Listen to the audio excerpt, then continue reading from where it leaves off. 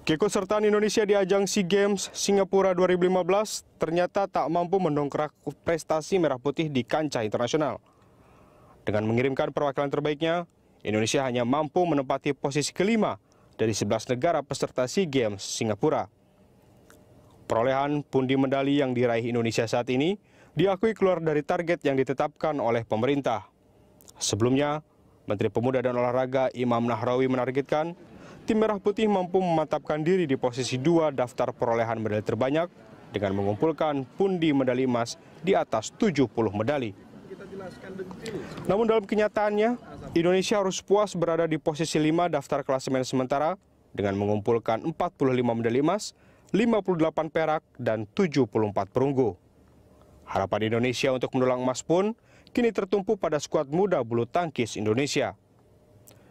Jumlah emas Indonesia di SEA Games kali ini juga berada di bawah raihan SEA Games sebelumnya. Di Myanmar 2013, Indonesia mampu meraih 65 medali emas. Selain karena faktor persaingan, kegagalan mendulang emas juga disebabkan tidak dipertandingkannya cabang olahraga andalan Indonesia seperti angkat besi, voli pantai, dan karate. Di sisi lain, capaian emas Indonesia memenuhi target dari Satuan Pelaksanaan Program Indonesia Emas yang memprediksi atlet-atlet merah putih mampu membawa 40-an medali dari Singapura. Kegagalan Indonesia ini merupakan kegagalan kedua setelah sebelumnya juga sempat gagal pada SEA Games Filipina 2005 lalu. Saat itu Indonesia hanya mampu berada di posisi 5 di bawah Filipina, Thailand, Vietnam, dan Malaysia. Lalu, apa sesungguhnya yang membuat Indonesia gagal dalam memenuhi target di ajang SEA Games Singapura?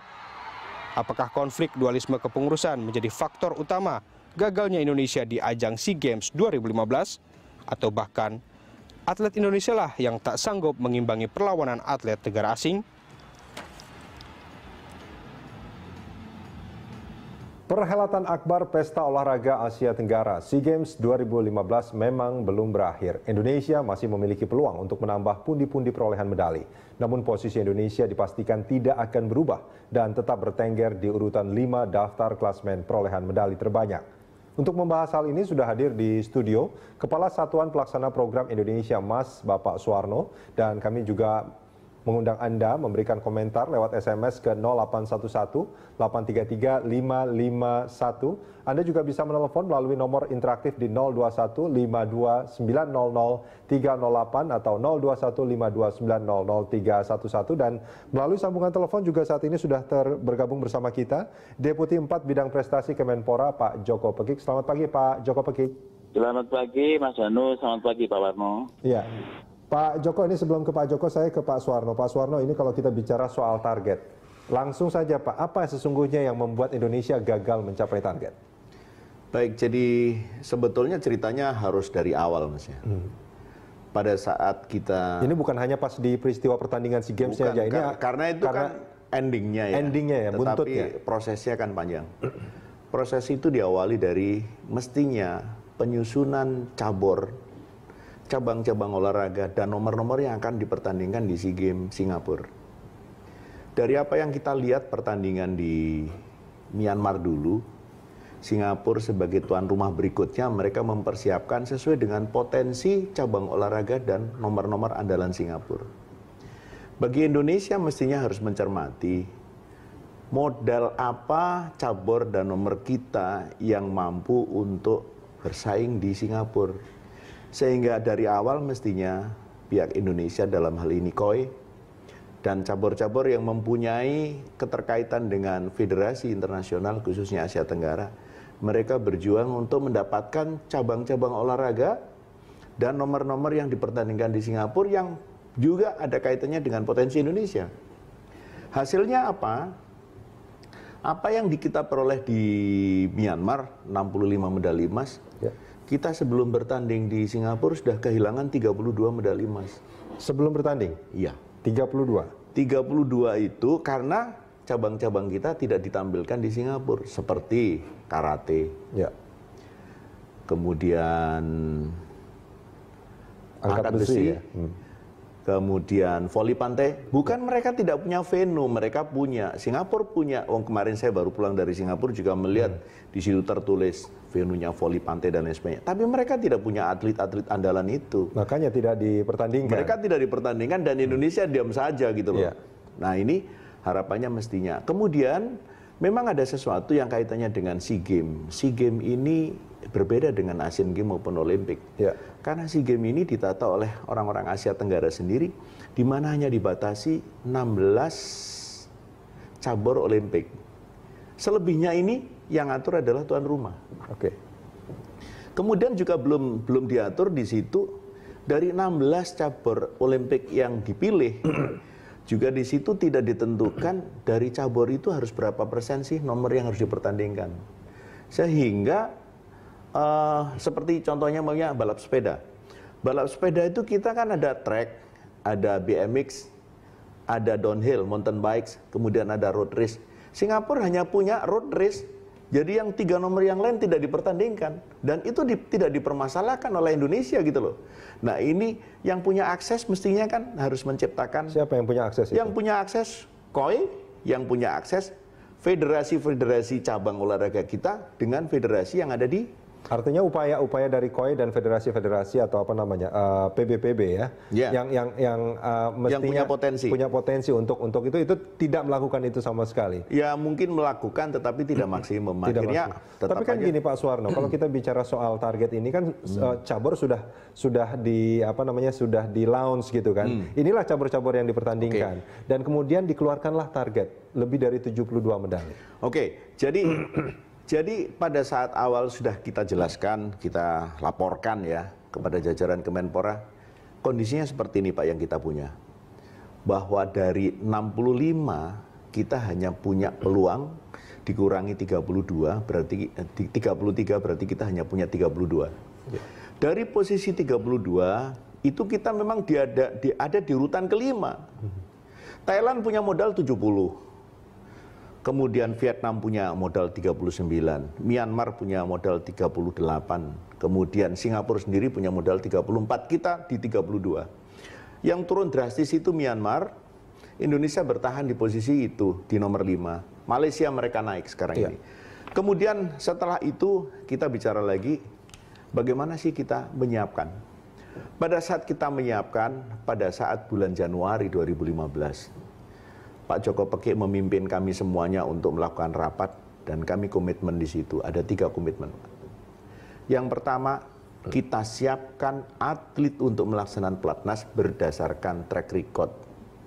Apakah diambil dari kejuaraan nasional, artinya kejurnas atau mungkin hasil dari PON. Ya. Juga kita ambil dari track record internasional. Apakah single event maupun multi event yang pernah dialami oleh para cabang olahraga ini, para atlet kita. Yang kedua, atlet yang kita latih itu tidak mesti harus berangkat. Kenapa? Karena dari latihan itu akan kita lihat bagaimana sih hasil. Semacam seleksi lagi sebetulnya pelatihan ada itu. degradasinya. Bagi mereka yang kemudian berdasarkan tryout-nya, berdasarkan perkembangan berikutnya dihadapkan dengan kemampuan calon lawan, oh kira-kira tidak mendapatkan sesuatu medali ya, walaupun sudah melakukan pelatnas tidak ikut. Kemudian yang ketiga adalah yang pelatnas berangkat itu harus bisa diproyeksikan medali. Dari yang sekian banyak ini Mas kita ketemu ya. Ada berapa jumlahnya semua yang diberangkatkan pada awalnya? Pada pelatnas saya melakukan pelatnas sebanyak 549 atlet. 549. Ya.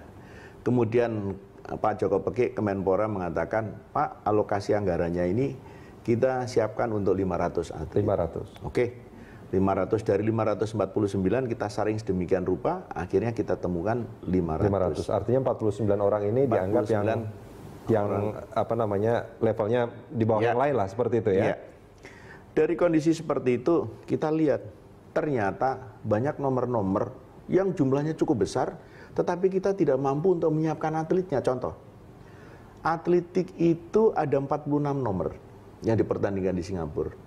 Atlet Indonesia hanya ada 21 nomor. Jadi sekian banyak itu kami tidak punya peluang untuk mendapatkan medali emas, apalagi jumlah nomornya sedikit. Berikutnya kita juga menembak. Menembak itu cabangnya 26. Ya. Kita hanya punya 3. Kemudian layar. Layar cabangnya 20, nomornya 20. Kita juga hanya mampu menyiapkan 3 nomor. Itulah yang saya katakan dari mulai awal, dari 402 nomor yang dipertandingkan, Indonesia hanya mampu mengikuti 304 nomor. 304 nomor, oke. Ya, sehingga dari mau berangkat pun kita sudah tidak punya hak untuk mendapatkan medali sebanyak 98 medali emas. Ya, paling tidak kan dari yang berangkat itu, dari yang berangkat 500 atau lebih sebetulnya? Akhirnya yang berangkat 522. 522, Nah, oke. 522 itu perkembangannya begini, Mas.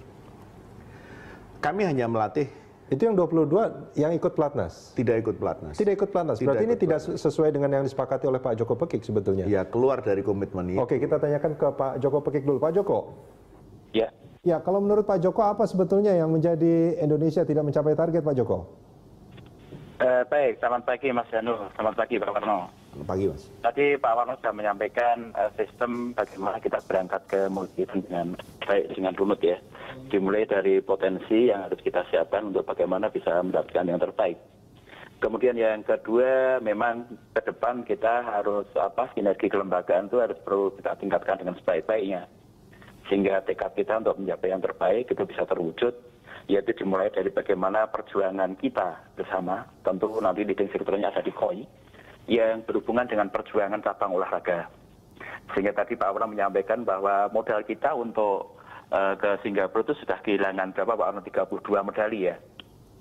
Sehingga itu bagian dari bagaimana ke depan nanti agar kita bisa menyiapkan dengan lebih baik lagi. Sehingga entry point-nya kalau tadi dikatakan ketidakberhasilan kita di Singapura ini memang berawal dari bagaimana kritik untuk cabang-cabang potensi yang kita lakukan untuk mendapatkan hasil yang terbaik. Artinya persiapannya kurang baik selama ini, Pak Joko? Kalau dilihat dari waktu sudah cukup baik, kita sudah mulai pasca pulang dari Asian Games Incheon. Yang tidak baiknya apa, Pak Joko? Kenapa? Yang tidak baiknya apa? Kalau dari segi waktu sudah baik, kalau apa yang tidak waktunya baiknya? sudah sistem artinya begini, dengan data-data yang kita kuasai, maka kita harus memang betul-betul prioritas untuk menyiapkan nomor-nomor dan cabang yang kita menjadi unggulan kita gitu. Sehingga yang saya katakan prioritas itu adalah manakala dia memang kans untuk dapatkan medali, maka ini kita endorse untuk bagaimana memfasilitasi lebih maksimal lagi. Dan Tryout katakan. Ya, Pak Joko, ini keterangan dari Pak Suwarno tadi mengatakan bahwa itu akan disiapkan mereka-mereka yang berangkat harus di pelatnas. Ya. Tapi kenyataannya masih ada beberapa yang tidak ikut pelatnas tapi juga berangkat. Bukankah ini sebetulnya juga ya sudah hampir dipastikan gitulah untuk tidak mendapatkan medali juga, atau bagaimana sebetulnya? Itulah sinergi yang tadi saya sampaikan. Kita sudah sepakat dengan Satlat Bima, tadi Pak Ulan sampaikan bahwa yang berangkat adalah mereka yang potensi. Yang di pelatnas sekalipun dia tidak harus berangkat, tapi ada sisi lain. Tapi sebetulnya nggak terlalu signifikan ya. Hanya ada 2 cabang kok itu. Satu hoki, satu petang. Bahkan petang lumayan berhasil dapat perak. Artinya ini bukan alasan utama untuk ketidakberhasilan kita ya. Karena nggak terlalu signifikan dalam aspek persentase. Tapi yang penting adalah bagaimana ke depan nanti prioritas untuk bagaimana kita melihat nomor-nomor unggulan kita. Sehingga tidak harus nanti main kuota. Misalnya tadi Pak Wono sebutkan untuk atletik ada 40 nomor. 46 nomor kita hanya sekian. Kalau kita memang potensi ada di 30 nomor, itulah yang kita endorse. Tidak harus semua cabang berangkat untuk persiapan multi event. Paling nggak kan gini Pak Joko, ini kalau kita melihat dari medali, paling tidak kalau jumlahnya itu kan cuma 177 sampai saat ini, mungkin sudah bertambah lagi ya. Itu dari jumlah atlet yang berangkat dengan 520 itu kan belum sampai setengahnya tuh Pak yang mendapatkan medali. Hitung-hitungan kita gini Mas. Untuk meraih peringkat itu kan potensi medali emas ya. Sehingga artinya yang kita endorse untuk maksimal itu adalah potensi medali emas itulah. Ya bagian dari upaya kita sehingga ke depan saat terima kita berikan kewenangan begitu. Nanti tanggal 25 kita akan mengadakan evaluasi, akan kita undang semua stakeholder. Yang intinya adalah cabang-cabang yang berhasil berikan reward, cabang-cabang yang tidak berhasil berikan punishment. Baik Pak Joko, kita akan sambung ini di segmen berikut Pak. Kita jeda sebentar.